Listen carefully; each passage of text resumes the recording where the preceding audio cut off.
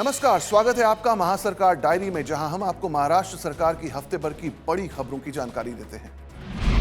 नवी मुंबई में हिंद की चादर गुरु तेग बहादुर के 350वें शहीदी समागम का भव्य आयोजन हुआ, जिसमें केंद्रीय गृह मंत्री अमित शाह, मुख्यमंत्री देवेंद्र फडणवीस, उप मुख्यमंत्री एकनाथ शिंदे और सुनेत्रा पवार मौजूद रहे। पीएम नरेंद्र मोदी ने वीडियो संदेश में गुरु के शौर्य और एकता के मूल्यों को नई पीढ़ी तक पहुंचाने की बात कही। गृह मंत्री अमित शाह ने इसे मानवता के लिए प्रेरणादायी बलिदान बताया। सीएम फडणवीस ने इतिहास को पाठ्यक्रम में शामिल करने और अस्पताल बनाने की घोषणा की, जबकि डीसीएम शिंदे और सुनेत्रा पवार ने इसे मानवता की रक्षा का प्रतीक बताया। जब हमारे गुरुओं ने त्याग की पराकाष्ठा की, तब उस दौर में हमारी सामाजिक एकता की बहुत बड़ी भूमिका थी। 9वें गुरु तेग बहादुर जी हिंदू धर्म और हिंदुओं को बचाने के लिए शहादत न देते तो आज विश्व में कोई हिंदू बचा नहीं होता।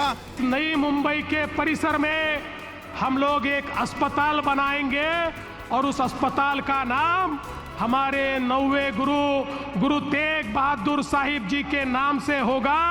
वो अस्पताल उनकी शहादत की याद ये हमेशा हमको देता रहेगा। गुरु तेग बहादुर जी ने साबित किया कि एक अकेला इंसान भी अगर सत्य पर अड़िग हो तो सब अन्याय को, पूरे अत्याचार को रोक सकता है। उनके प्रवचन और भजन गुरु ग्रंथ साहिब में भी शामिल हैं। उनके बलिदान से पूरे भारत का सिख धर्म, शौर्य और त्याग की परंपरा अधिक मजबूत हुई है। इस एक महत्वपूर्ण बात है। मुंबई में कनेडियाई प्रतिनिधि मंडल के स्वागत कार्यक्रम में मुख्यमंत्री देवेंद्र फडणवीस ने कहा कि महाराष्ट्र में निवेश के कई अवसर हैं और कनाडा की कंपनियां और शैक्षणिक संस्थाएं यहां आएं। उन्होंने बताया कि राज्य में इंफ्रास्ट्रक्चर, एआई, डेटा सेंटर और कृषि क्षेत्र में तेजी से काम हो रहा है। कार्यक्रम में कनाडा के मंत्री फ्रांसवा फिलिप शैंपेन और प्रीमियर सुजैन होल्ट भी मौजूद रहीं। दोनों पक्षों ने निवेश, शिक्षा, तकनीक में सहयोग बढ़ाने पर जोर दिया। नासिक में चौथा विश्व मराठी सम्मेलन आयोजित हुआ, जिसमें मुख्यमंत्री देवेंद्र फडणवीस, उप मुख्यमंत्री सुनेत्रा पवार और मंत्री उदय सामंत सहित कई गणमान्य शामिल हुए। 3 दिवसीय सम्मेलन में देश विदेश से प्रतिनिधियों ने भाग लिया।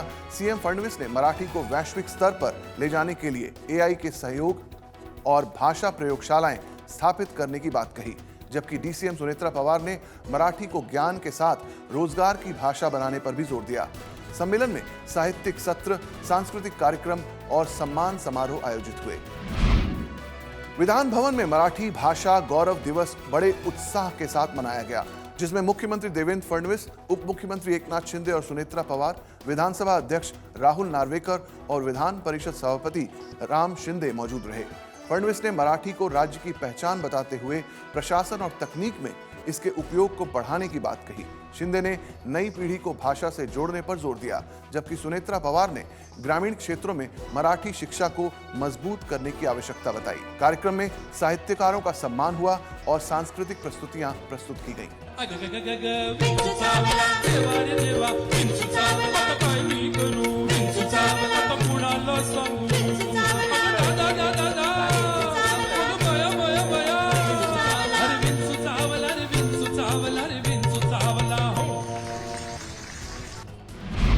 विधानसभा में राज्यपाल के अभिभाषण पर जवाब देते हुए मुख्यमंत्री देवेंद्र फडणवीस ने कहा कि राज्य आने वाले वर्षों में दुनिया की 13वीं सबसे बड़ी अर्थव्यवस्था बनेगा।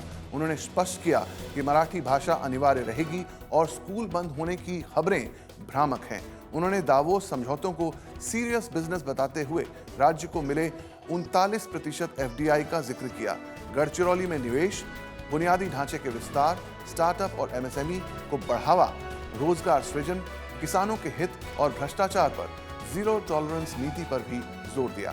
तो ये थे इस हफ्ते महासरकार डायरी के प्रमुख अपडेट्स। अगले हफ्ते फिर मिलेंगे और भी बड़ी खबरों के साथ। देखते रहिए आज तक।